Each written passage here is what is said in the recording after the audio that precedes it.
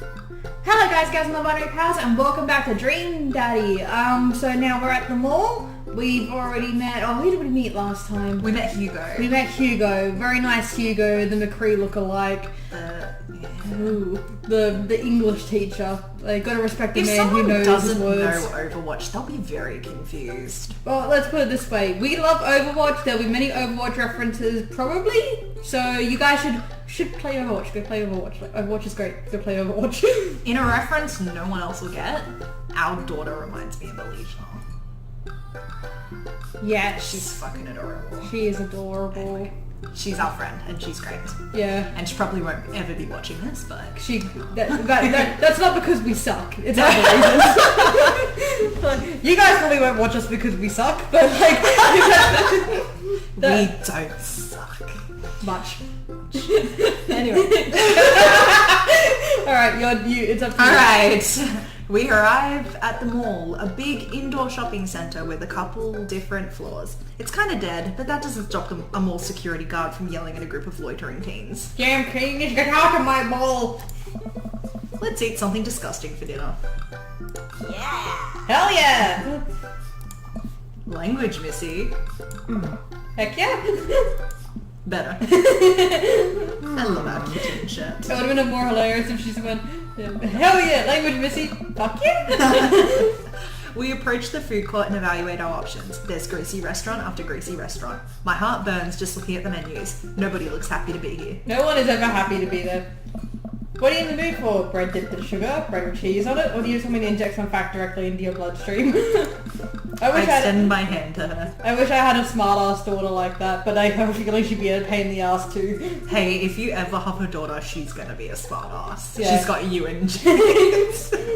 Alright, I extend my hand to her. Would you do me the honour of sharing some nachos? She takes my hand with a grin. No, that's you. It would make me the happiest, cheesiest girl alive. We order a giant pile of chips and unnaturally orange cheese from a very unenthusiastic and possibly stoned teenager. We take a seat at a rickety table and dig in. These are bad. These are very bad. But also strangely delicious. We have to eat through the pain. We enjoy the fluorescent cheesy goodness together until we're all out of nachos. That's it, that's familiar. So, something's been bothering me for a while. Can you explain memes to me? He's a dad! He's such a dad! Oh, which meme? All memes. Amanda sighs deeply and places her head in her hands. Dad, it's complicated. See, memes are inside jokes shared by a bunch of people that get less funny the more people do it. So the problem is that by the time a meme gets to you, Dad, all us youths have already done the joke to death. It's so true. I'm sorry, I will still and forever find Doge funny. Yeah, I know you will. Always. There are certain memes where I will always find funny, but like, you know, like there are things where it's just like it gets done to death and then it has the rebirth of being ironic memes. Yeah. Dad is Not on Fire has a whole video about this, go check it out. Yes, just bumping Dan here. Yeah. We love you. And what's worse than that is that movies and TV and video games will try to jump in on a meme train, but just based on how long it takes to make them, the meme will be long dead by the time it comes out, so it just dates it and isn't funny. Alright, I gotta interject, just as an aside, the New South Wales Police Force, their dog memes are fucking the best. Okay. Whoever, if by some random happenstance that the people who run the police force Facebook pages happen to watch this video, you have my respect. Like, you are our people. Not all heroes wear capes, and you're one of them. Yes. Alright. Oh shit, what up? Dad, please! Hit that boy! Anyway, changing the subject. Where to now? Wanna go to that goth store? Ooh, Goth Dad! What?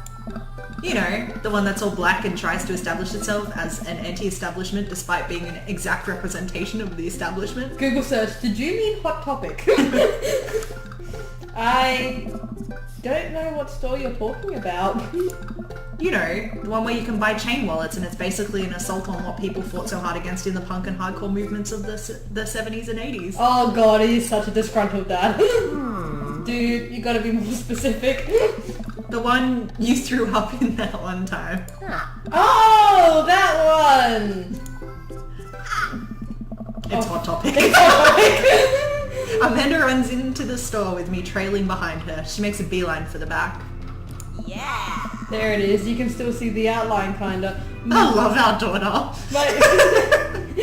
I love her nails as well. My sister once ordered a whole bunch of stuff off Hot Topic, and if for guys that don't know, we live in Australia. The shipping is insane. It's like you can buy everything, but then it's like $60 to $70 for shipping. She only got it because shipping was half price. Ah, But it's just like, you know, I have issues with Hot Topic stealing designs yeah, they do from that a lot. flourishing artists, and that's my biggest thing with Hot Topic. I have no problem with people being emo. Like, you do you. Yes. Yeah. I'm so proud. Speech! Amanda.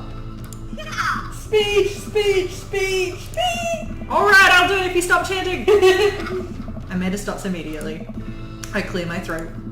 Thank you all for joining us here today to commemorate a historic moment that will forever shape history. On a day very much like today, some 5 years ago, our very own Amanda and Daddy had too much blue raspberry slushy on an outing to the mall. Oh! After begging her father to take her to Dead, Goth and Beyond Dead Goth and Beyond! to buy rainbow suspenders, she proceeded to throw up all over a display of My Chemical Romance merchandise. Her loving father then had to pay for said merchandise, which to this day remains among our possessions. Thank you. Oh my god. Amanda is moved. She begins clapping, slow at first, then faster and more vigorously. Several other patients turn their head. One of them also starts clapping. I bow my head. Oh hey, chain wallets! I hate you. While Amanda busies herself looking at band t-shirts, I try and find something of interest to myself. Not much for a dad to look at in a Dead, Goth and Beyond, which is funny because our dad kind of dresses a bit goth. Exactly. Look at ironic mugs, check the clearance bin. Now, I will say, I check the clearance bin pretty often nowadays just because there is many hot deals, but ironic mugs, yeah. I'm suddenly stricken by existential fear. If there's only one number one dad, then why are there so many mugs here that say that? Oh no! This whole time I thought I was the only one. If I'm not number one, where do I place on the global dad ranking charts? I have work to do. Look, this is very important to me. I overhear a stifled Oh argument my at god! the cash register. It's a Hansel. An older gentleman is carrying a garment and showing it to a bored-looking cashier with pink hair. I can see that. Don't know what to tell you, dude. I just work you. Listen, when I bought this online, the website said that this blouse was Victorian inspired. However, when I received it, it clearly held the trademark of Edwardian dressage. Do you want a coupon? I'll give you a coupon. Will you leave if I give you a coupon? This cashier is us. This cashier just... Is there a manager present? People have to know what they're buying. Oh, Can I speak to your manager? I already don't like this guy. I am the manager. Got Yes. schooled. I see. Well, it would seem I have outstayed my welcome. Good day, shopkeep. Your superiors will receive a strongly worded letter by post. I mean, I like this dad's style, but can I speak to your manager? Don't. That's not cool. Oh, that's not $10 is a vampire. Yeah. Whatever, dude.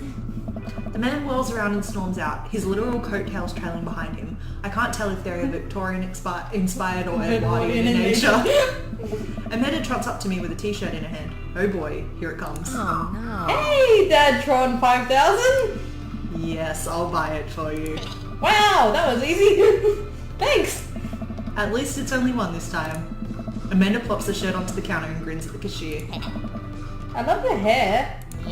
The cashier says nothing and rings Amanda up, radiating hatred. I hand her a 20. So what was that guy's deal?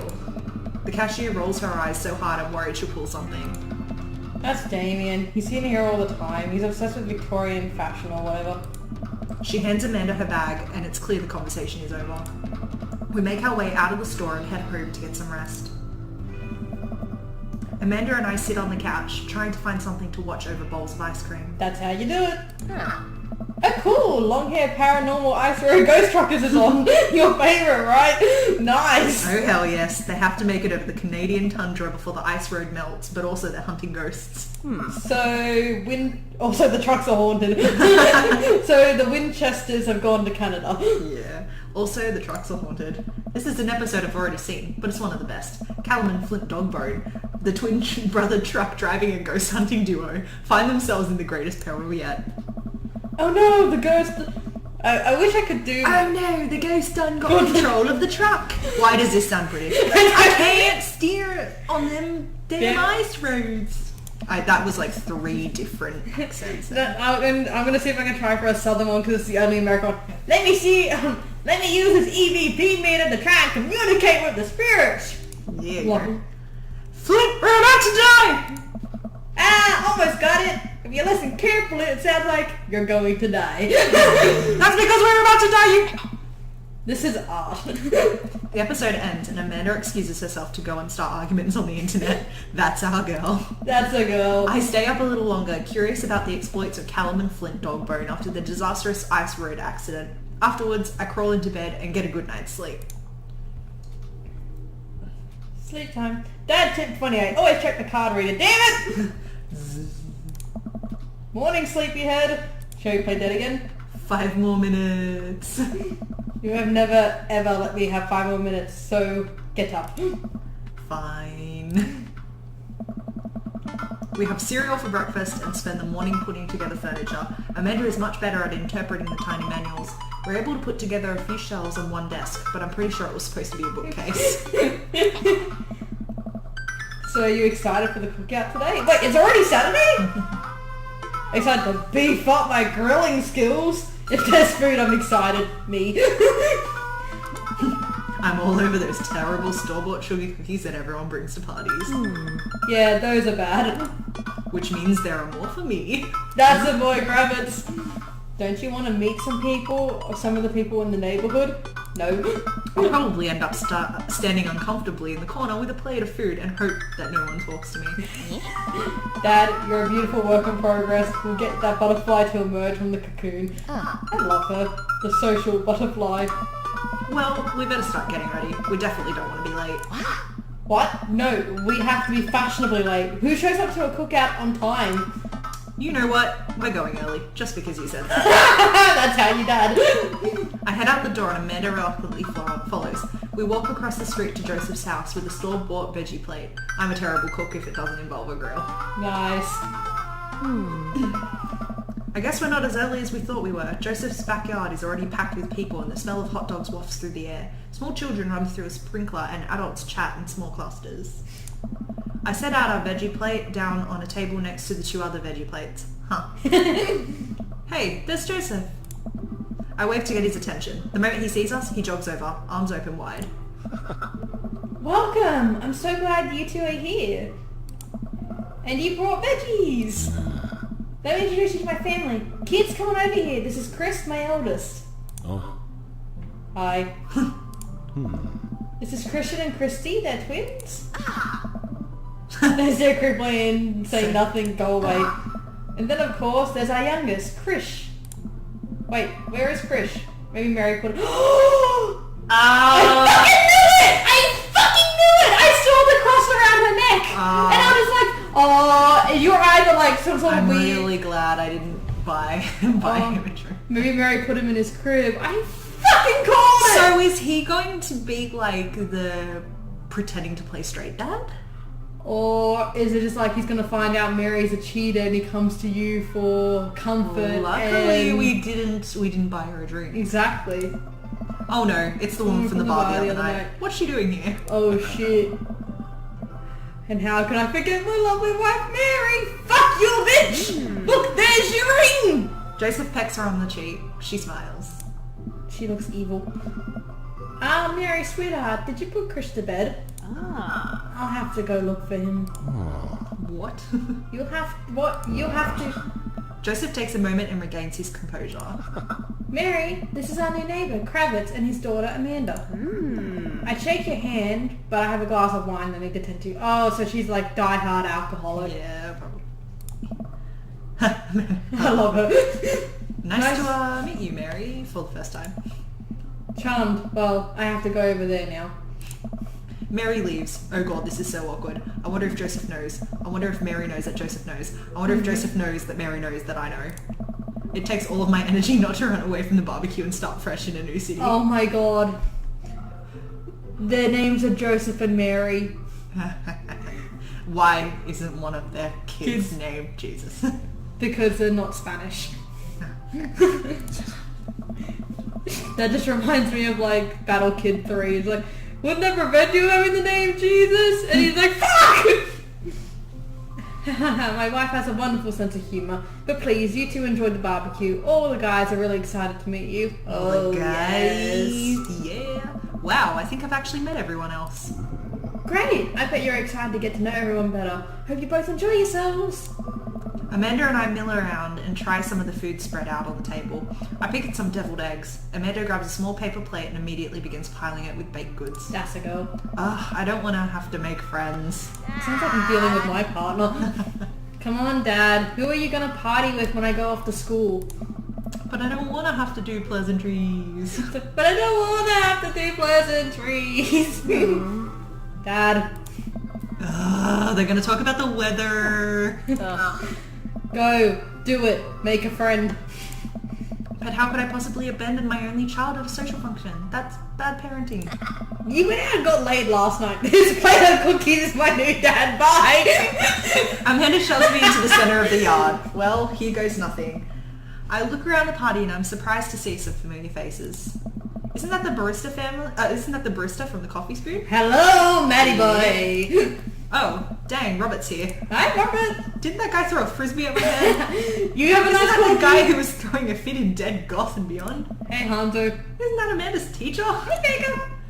Hey, I know Craig. Hey, that's But wait a second. All these people live in our cul-de-sac? That can't be right. I better investigate. Matt, Hugo and Craig, Robert and Brian, or Joseph and Damien. Oh, burger time!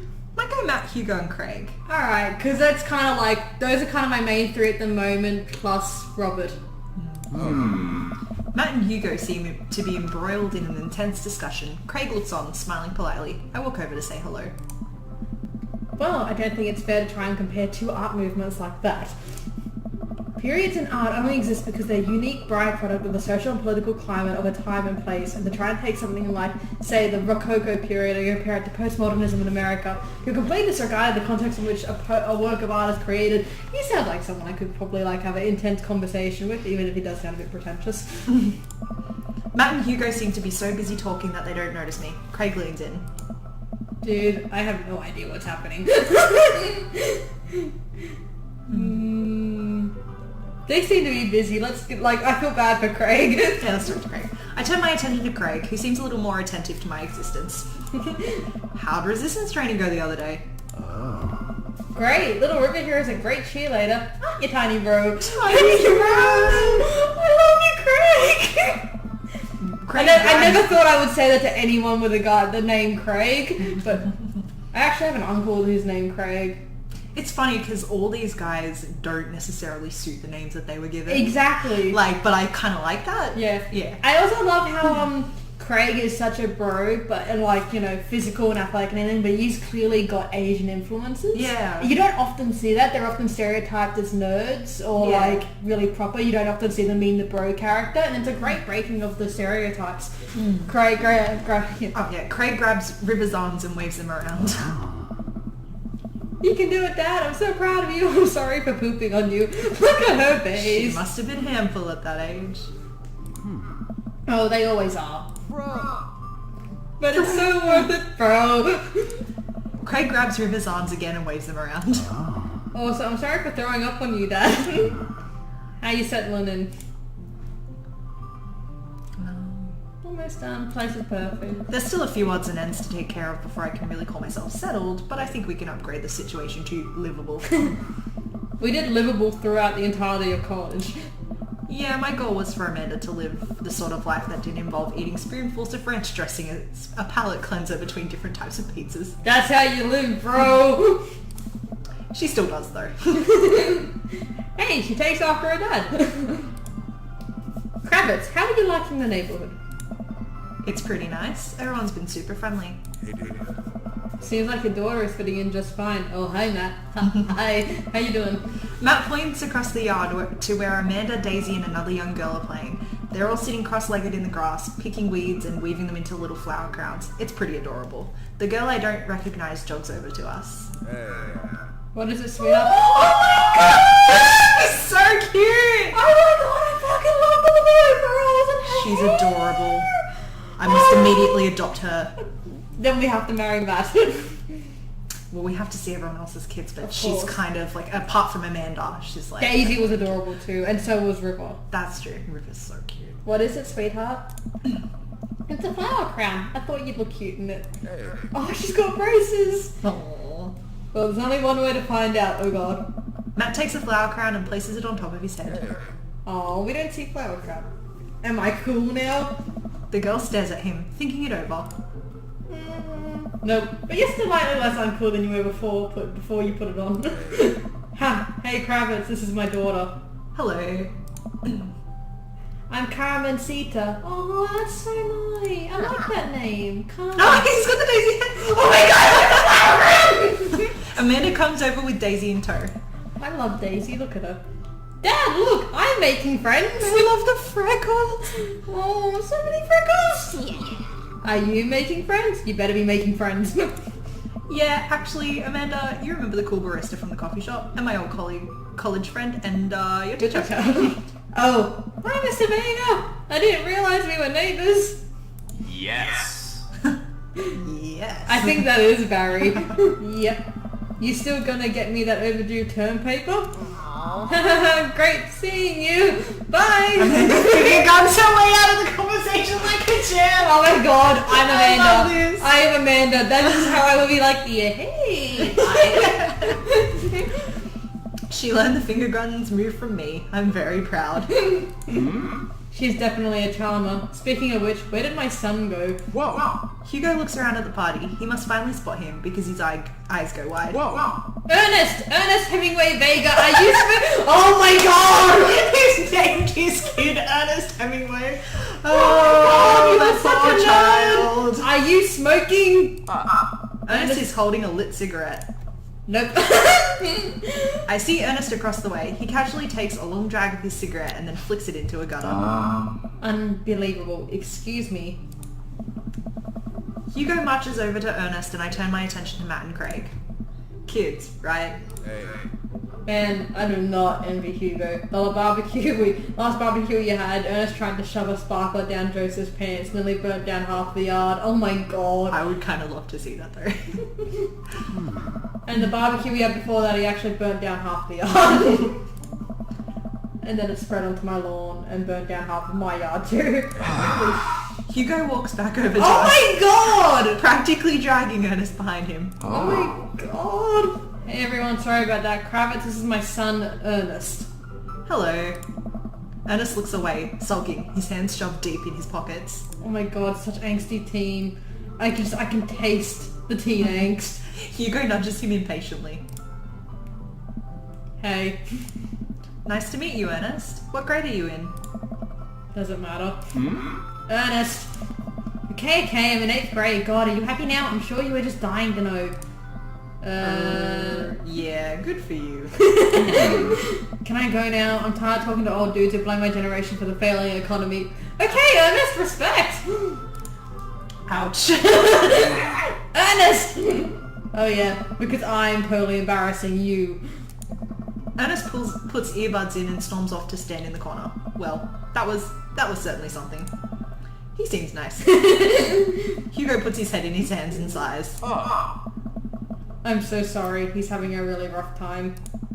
As much as I want to be the cool dad, I have to be the authoritarian dad, and he clearly resents me for it. I mean, I think as a dad and a teacher, it's about as authoritarian as you can get. Honestly, are any of us cool dads? Is it even possible to be a cool dad? Dude, have you seen you? What? I'm cool as a cucumber. See? That right there. You can't say that. My kids think I'm cool. Aww. But for how long, Craig? How long do we get to be the cool dads? I don't know. I think we just need to accept the fact that as dads, we have to become the machine that we once raged against and accept our fate to unironically wear socks with sandals. Ah! That's what I'm currently wearing! Because it's freaking cold! And I had to go outside. She is. I'm very embarrassed. No one else can see. I know. Your kids may think you're cool now, but the moment they hit puberty, you're doomed. Doomed! Amanda's 18 and she still thinks I'm cool. Fuck off! She can't be 18 yet! Well, like, she's in the last year of high school. That's true. I actually thought it interesting earlier because when they were talking about alcohol, like, I don't know if anyone else knows, but, like, the legal age of drinking in Australia is 18. Yeah. And so, like, when she was, like, Hiding it, it's like, oh, why? But then, it's very 21 obviously plus, American. Yeah. Because Americans have the age of 21. It's also the same for me whenever I'm reading fan fiction, they mark it as underage. Yeah. Because the age of consent here in Australia is 16, Yeah. but the age of consent in America is 18. Yeah. So it really, like, you know, it gets confusing sometimes if they're like a 17-year-old and it's like two 17-year-olds and it's like, it's underage. So it's got to be marked as that, which is fair. It's Because, fair. I mean, like, yeah. And also, it's also fair enough for the I don't know about for drinking, but at least for sex to say underage for 18, because like under 18-year-olds can't access stuff like porn. Yeah. No, so it's probably fair.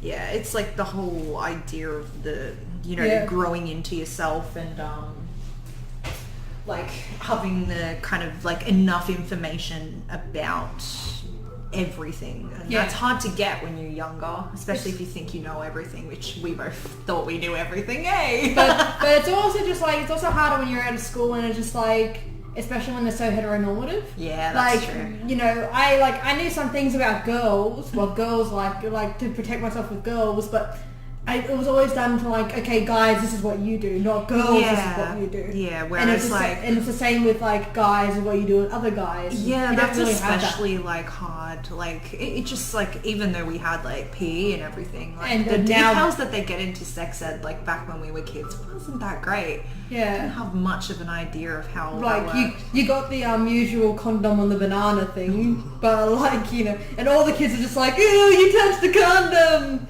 And then now I was just like, what, you haven't touched the condom? Yikes. Okay. Alright, so anyway, Amanda's 18 and she still thinks I'm cool. I yell across the yard to my daughter, Amanda, I'm cool, right? Amanda just laughs. She keeps laughing. I see your point. As much as we all want it, I don't think it's as important to be cool dad as it is to be a good dad. We can't all be best friends with our kids, it just doesn't work. I mean, look at me in earnest. Oh. Our job as parents to make sure our kids turn out okay. This is like pretty much word for word what Dad tells me every time, like, you know, we have discussions about parenting. Oh yeah. Word for word. I think like it's also to protect them, but also not to smother them, because at some point they're going to, like, if you smother them too much, you're going to push them away. They're going to do the thing anyway, and you want, if they're going to do things that they might not necessarily, or you might feel like they're not supposed to do, it's still better to do it in a safe, controlled environment. Exactly. Like, unless it's something illegal, in which case no. But like, you know, stuff that's legal, or like you know, basically with something like a little underage drinking, they're going to try out some vaping or something that just like, it's not good for them, it's probably not legal, it's like only a little bit illegal because it's just like they're only a few years underage, like they're 15 and they decide to drink or something. Like, I don't agree with it, but like if they're going to do it, you'd rather them do it with you than in a situation where they can hurt themselves. Exactly. They like, you know, they'll lie to you, say I'm going to this party, I won't drink.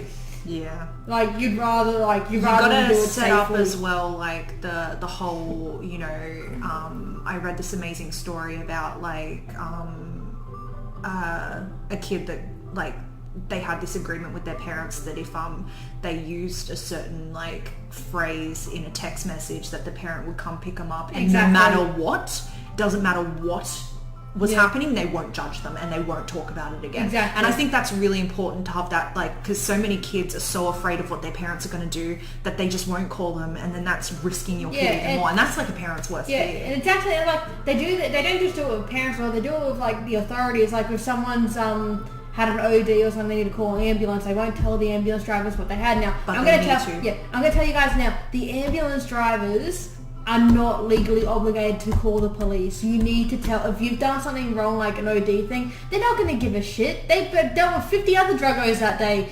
They need to know what you OD'd on so that they can help you. This isn't about you going to jail or getting in trouble with your parents. This is about saving your fucking life. So do like if it's you ODing or a friend ODing, you know, just tell them so you can save lives. Yeah. Alright, so PSA over. Let's get back to dad romancing. let's go back to trying to get the D and Daddy. Yeah. Yeah, you're right. But it'd be nice to have it both ways. Hearing these guys talk about this makes me think of my relationship with Amanda. We get along so well, but there might come a time where we won't be like that. Is college when that happens? Oh god. Don't let us eat up your time, Kravitz. Go meet some of the other people around the neighborhood. But Craig. But you can, oh, you're hot! Damn it. Maybe we can leave Damien for last because he's the newest one? Yeah, we'll go Robert and Brian next. I walk over to Robert and Brian, who are chatting over drinks, determined not to be weird about what happened that night. I hope Robert feels the same. Hey, guys. Kravitz! How the heck are ya? Settling into the neighborhood alright? He looks so cuddly. He looks so friendly. Oh, you betcha. Got the living room in order at least. That's great to hear. I've been doing some living room work as well. Finally got the 50-inch in there. The game looks great in high def. The game. Oh boy. Kravitz, have you met Robert yet? Yes. I believe we've met briefly. Hey. Robert takes a long sip of whiskey. Robert robotically extends a hand. I shake it as he stares unblinkingly into my eyes. Oh god, what does it mean? We'll find out next time on Dream. We'll find out next time on Dream Daddy Simulator. Until then, guys, gals, and wandering pals, peace out.